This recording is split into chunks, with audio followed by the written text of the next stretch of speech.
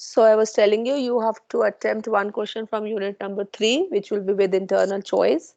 Similarly, you have to attempt one question from unit number 4 with internal choice. And you also have to write one short note, one short answer of 5 mark each. You will be given 2, one from unit 3, one from unit 4. You have to pick up 1. So I told you that your question will be asked on the basis of the question bank which I have already shared with you. So on your screen you will see the question bank which is shared for long answer short notes for unit number 3, which is on cost and revenue analysis. So student, when you talk about cost and revenue analysis, uh, your unit is divided into two. One is related to cost and other is related to revenue and your internal and external economies. So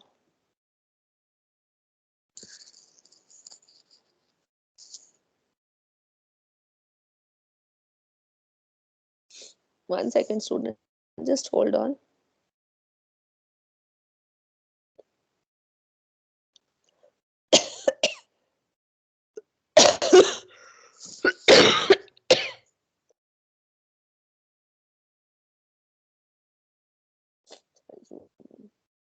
Oh.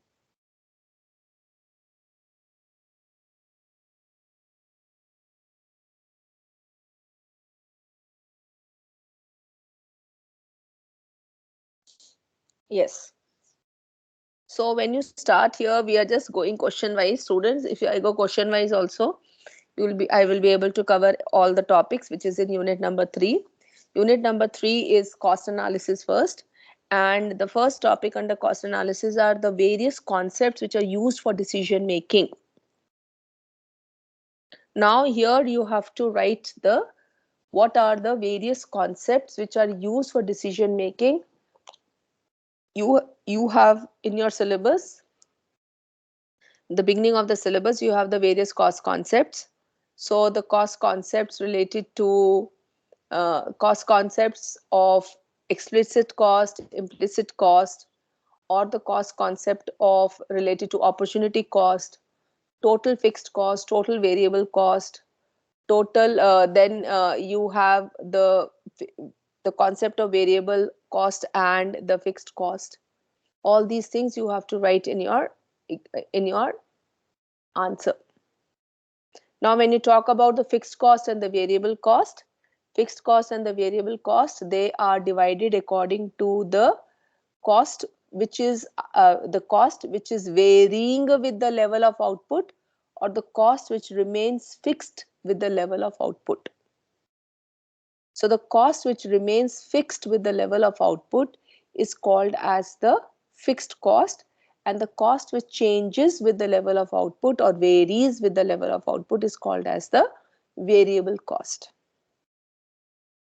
So fixed cost, if we are producing 0 output or if we are producing 100 output, the cost will remain the same.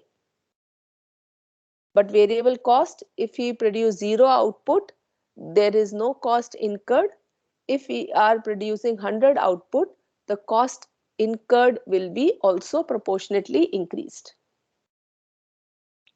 So that is how we call it as fixed cost and the variable cost. So we take examples of fixed cost. We talk about rent on building. So the producer is producing 100 units or the producer produce 500 units, the rent on building will remain the same because it is not changing with the level of output. Then we say raw material cost, labor cost. Raw material cost will vary with the level of output. If the level of output is more, automatically the raw material requirement and the cost will also be more. Similarly, the labor. So fixed cost does not change with the level of output. Variable cost changes with the level of output. So we have the concepts of total fixed cost, average fixed the concept of total cost, average cost, and the marginal cost. Total cost is the total cost of production, which is divided into total fixed cost and the total variable cost. Then you have the average cost. Average cost is nothing but we are talking about the cost per unit. What is the cost per unit for the production purpose? And it is calculated as average total cost divided by the level of output. So you calculate average cost as total cost divided by level of output, or you say that average cost also can be calculated as the summation of the average fixed cost plus the average variable cost. Average fixed cost plus the average variable cost. Then the third, we have the marginal cost. Marginal cost is the addition made to the cost when the producer is increasing its level of output by 1 unit. I tell you again and again, students, that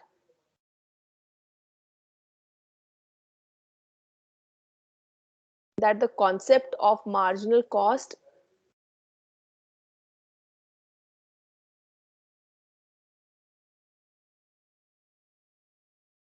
marginal cost remains the same.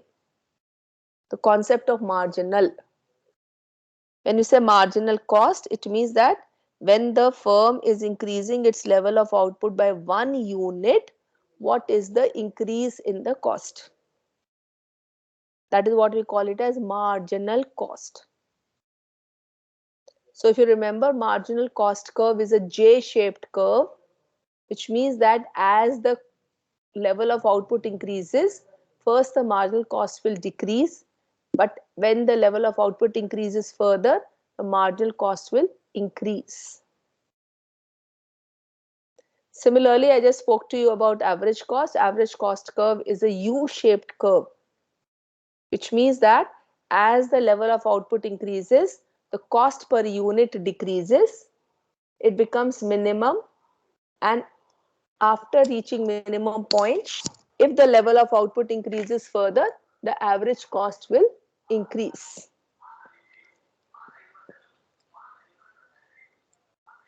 The average cost will increase. So that is why average cost curve is called as a U-shaped curve. And then we have the relationship between AC and MC.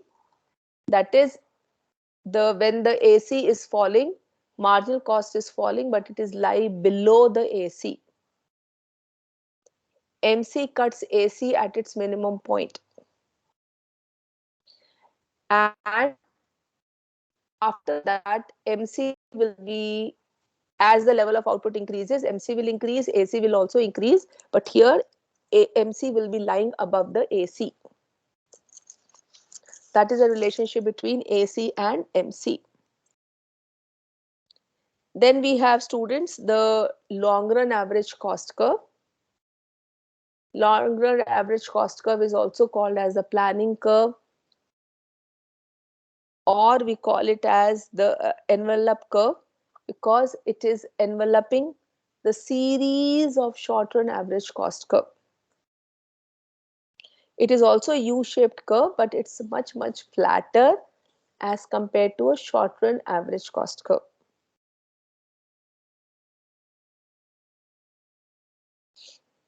Yes, it is enveloping series of short run average cost curve. It means that as the level of output increases for the producer, his scale of production will change. His scale of production will change. And as his scale of production changes, his cost per unit will decrease. Students, keep one thing in mind. Scale of production is related to increase in the factor inputs. because we're talking about long run. Long run is related to increase in all the factors of production. Short run is where at least one factor of production is fixed. Here, all the factors of production are variable in the long run. And when all the factors of production are variable in the long run, then the scale of production will also change. And when the scale of production changes, the cost per unit will decrease.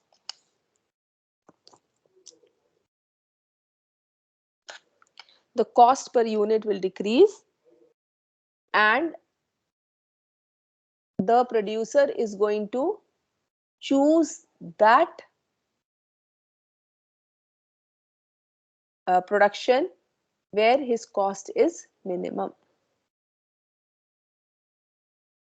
Yes, so that is what we call it as the long run average cost curve, wherein it is a planning or envelope curve wherein the producer is planning for the level of output where his cost is going to be the minimum.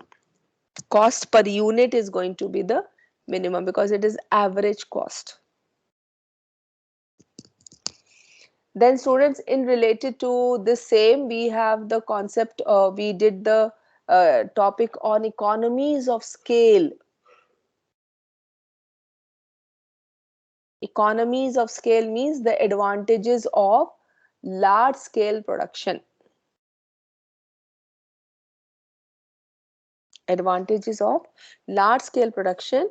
It means that when the producer is increasing its scale of production, what are the advantages and disadvantages? We say economies and diseconomies of scale. Economies are advantages, diseconomies are disadvantages. And the economies of scale are further divided into internal economies and external economies. Internal economies are those advantages which the firm will accrue or which the firm will enjoy when the firm is expanding.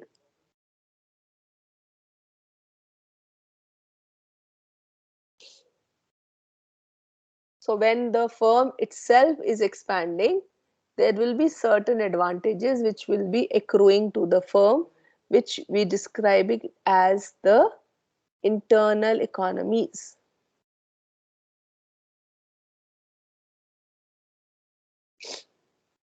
On the other hand, when we said external economies, it means when the industry is expanding, there will be certain advantages which will be accruing to all the firms in that industry. That will be called as external economies.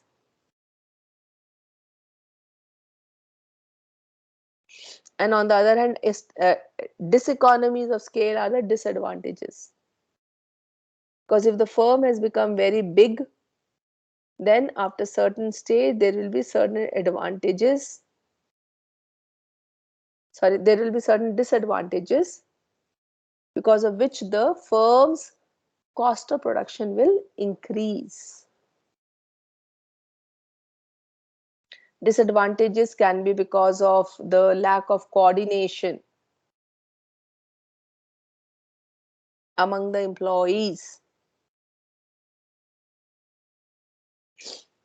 In certain circumstances, if the business is very, very big, it becomes difficult to, it becomes also difficult to manage the business, which can become the disadvantage for the large scale production.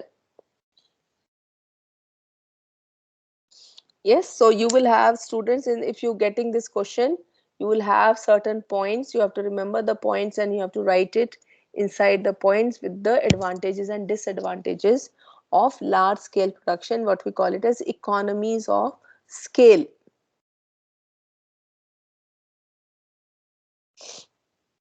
Yes. And the last topic when we talk about is the topic on revenue. Revenue and cost are opposite. If the cost is, I will not say revenue and cost is opposite, students. Revenue and cost is two parts. Cost is the cost of production and the revenue is nothing but the money which the firm is going to earn with its own money.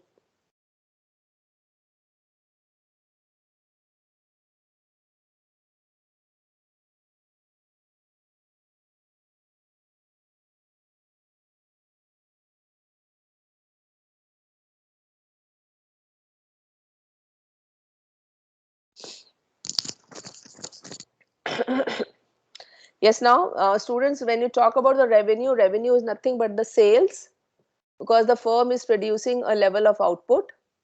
So when you multiply the level of output with the price, that is P into Q, we get the figure which we call it as total revenue. Total revenue. Similarly, the concept of average revenue is the total revenue divided by the output number of units produced, which is revenue per unit. And then we have the marginal revenue. Marginal revenue is nothing but we are talking about the increase in the revenue when the firm is increasing its level of output by 1 unit. When the firm is increasing its level of output by 1 unit. That is what we call it as marginal revenue. We have done the AR, MR and total revenue, AR and MR for the perfect competition market, for imperfect competition market. So perfect competition market, it means that we are talking about a market where there are large number of sellers and they are selling homogeneous goods. So the price at which they are selling the goods in the market will remain the same.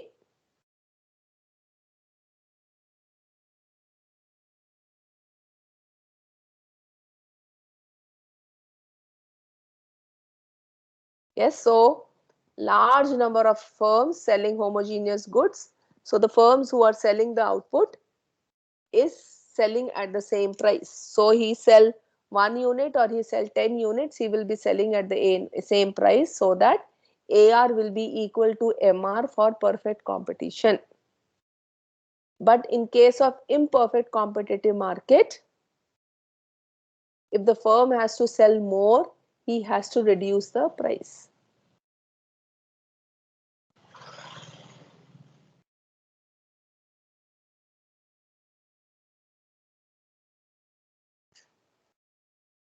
Yes, but on the other hand, of imperfect competition, students, imperfect competition, when you talk about, we will be doing in the next one the different types of imperfect competition. But imperfect competition means that when the firm is if the firm has to sell more, he has to reduce the price, so that average revenue is downward sloping and the marginal revenue will be lying below the average revenue. In perfect competition, AR will be equal to MR. In imperfect competition, AR will be downward sloping and MR will be lying below it. And the last, if you read it through, you will have the relationship between AR and MR and the price elasticity of demand.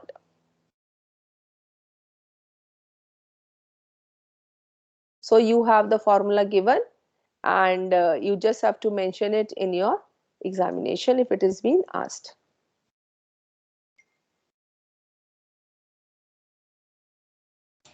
Ma'am, can you once explain what exactly should we write in the third question?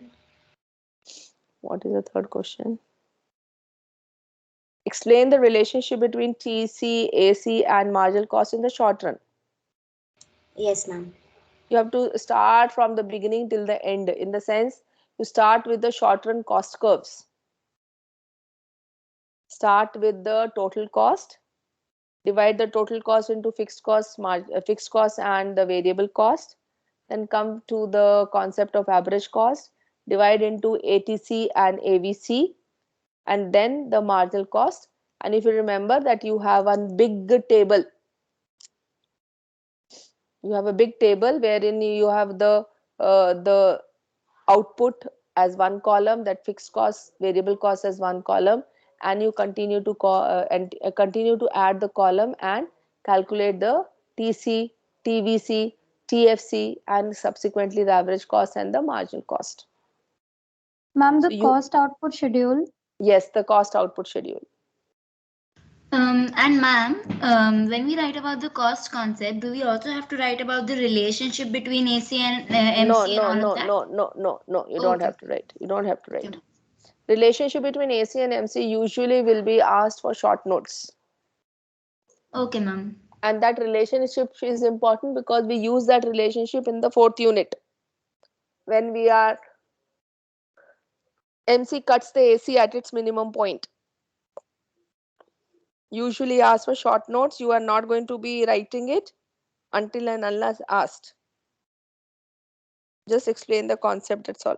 Ma'am, for the sixth question, second half, is it okay if we write LAC curve, the shape of LAC curve is governed by the law of variable proportions and Yes, not variable proportion, constant law of return? returns to scale. Yeah, yes, ma'am. And Uh, SAC is variable proportions. Is that enough, or yes. should we explain further, ma'am, like how it is governed by these?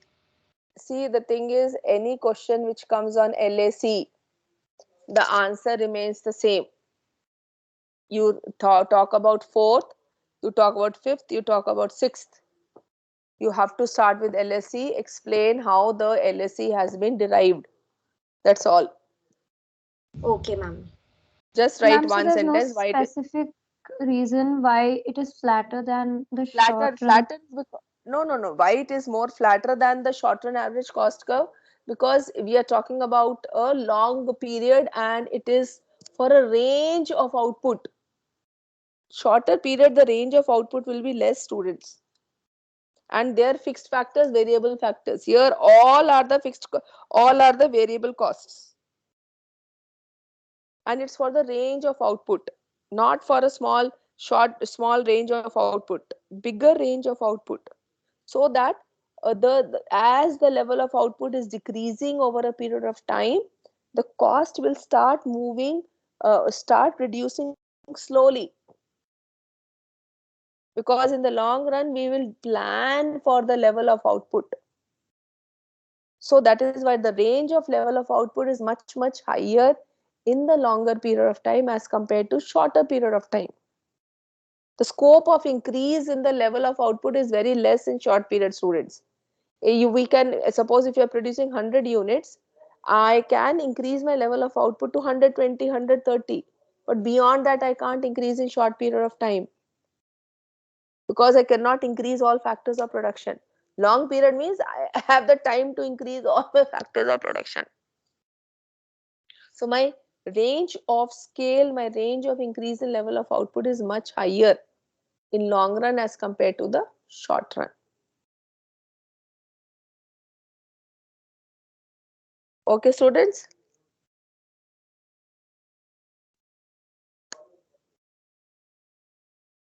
Should we Ma'am, go to the and next? in the first question, we'll have to write about all the costs in detail or just like a definition, because there are a No, lot no, of them. not definition. See, a small paragraph for each cost. Total cost, total variable cost, fixed cost, or you write variable cost, fixed cost. If you want to write TFC, TVC, opportunity cost, explicit cost, you will be writing a small paragraph for each of the costs, explaining each of the costs. See, it is the same as you're writing the theory question. The page number, the how many pages you have to write, divide it accordingly. Not only definitions. Definitions will be hardly 2 lines. You have Okay, to ma'am. write, yeah. You have to write, explain the cost concept.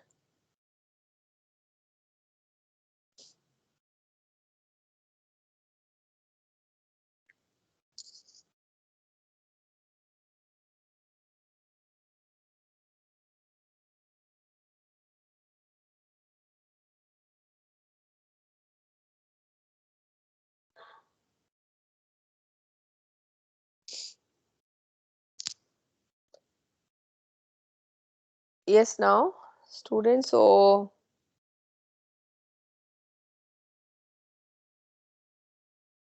this is unit number 3.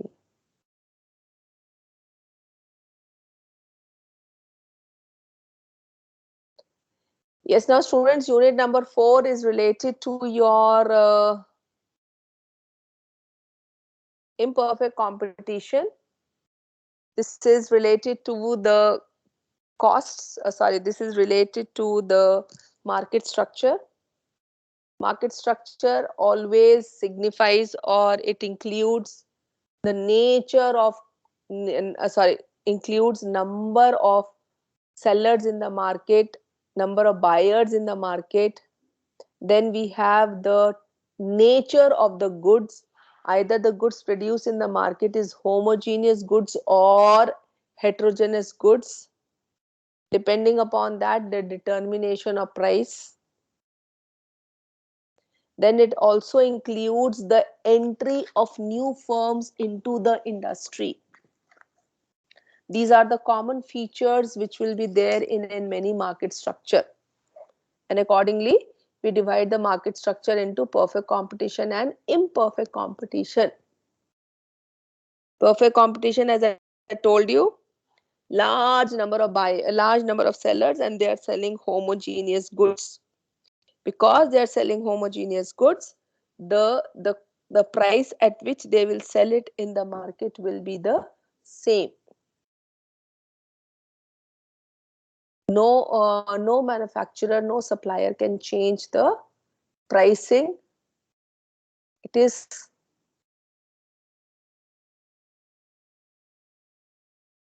is determined according to the market structure. So in perfect competition, the prices are determined by the interaction of the demand and supply in the market. And once the price is determined, the seller can sell the product at that same price in the market.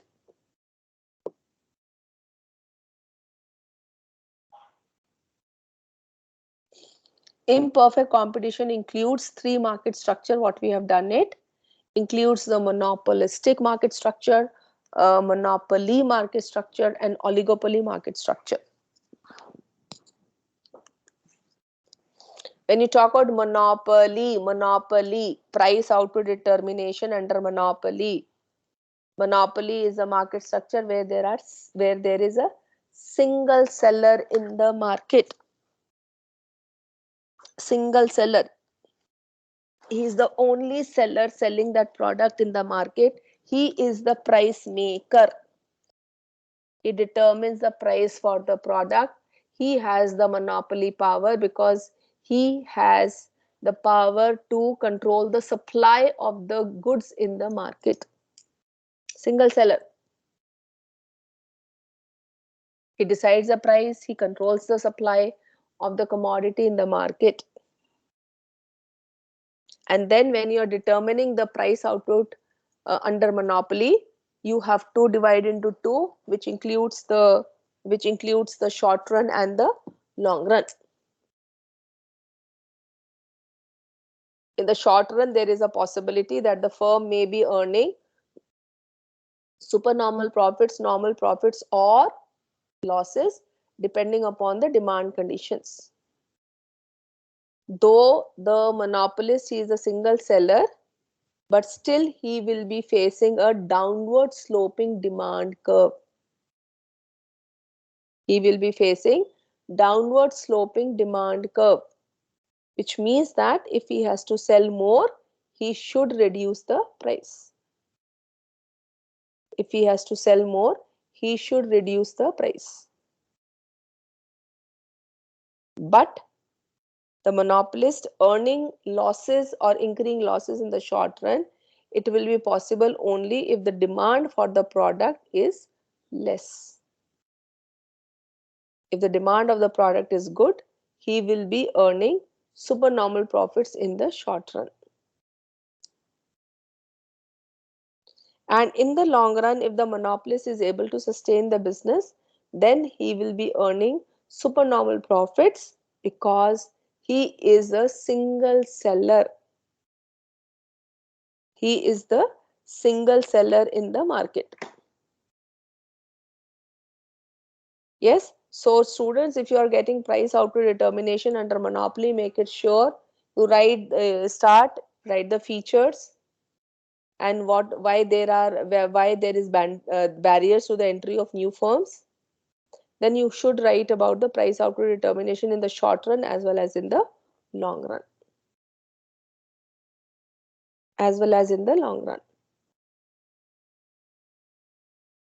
Yes, with the monopoly chapter, you also have a concept of price discrimination. Price discrimination is nothing but we are talking about firms selling the same product at two different prices. Is discriminating the buyers on certain criteria. It can be age, it can be gender, it can be income, it can be when we use a product. So discrimination can be on any basis where the monopolist is charging different prices from his consumers. So when we talk about the degrees of price discrimination, we talk about there are 3 degrees where it is first degree, second degree, and the final degree.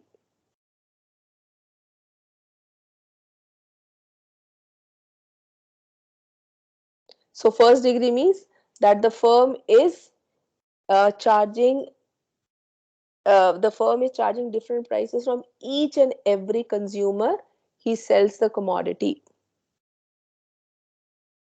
In second degree, he is dividing his customers into certain bases like income or whatever in certain groups. One group he charge higher price, the other group he charge lower price. And when you say third degree means we are dividing the customers into two groups.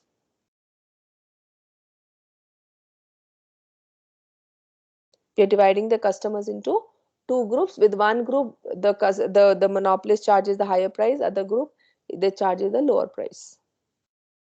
So the best example for first degree discrimination is the fees may be charged by the doctor fees charged by the doctor. Every consumer he may charge a different price. Again, in second degree groups, he divide the consumers according to the income. For certain income people, he will charge lower price. For higher income people, he will charge higher price. The best example you get, example for second degree is your electricity charges or the railways. How they have divided the fare tariffs. One group one price and another group another price. And the third degree is when they are dividing the customers into two.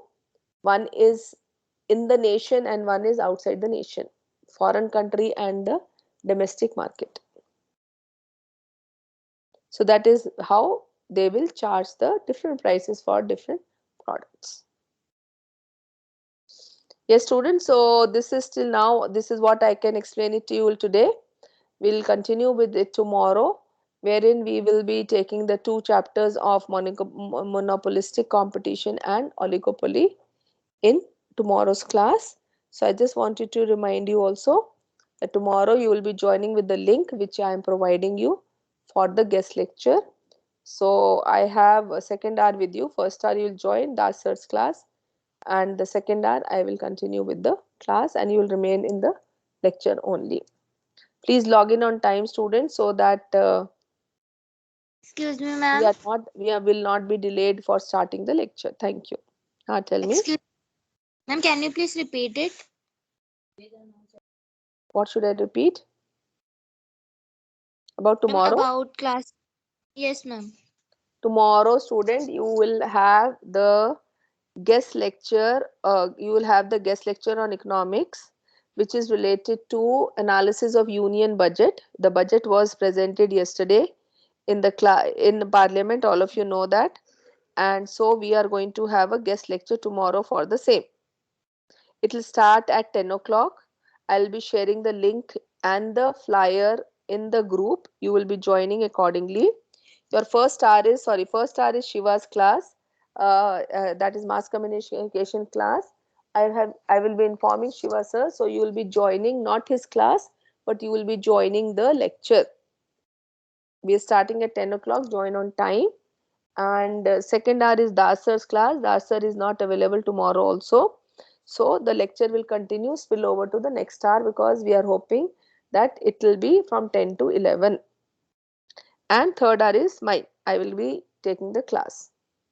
And I want to inform you students that please join on time so that we are not delayed for starting the lecture. And also what I want to tell you is, if you have any questions to be asked, be ready for the same. Thank Okay? you, ma'am. Yeah. So we'll meet tomorrow, students. Please join the lecture uh, at 10 o'clock means at the time of your class. Thank you, students. Thank you, ma'am. Thank you, ma'am. Thank you, ma'am. Thank you. Thank you, ma'am. Ma'am, roll number 49 present.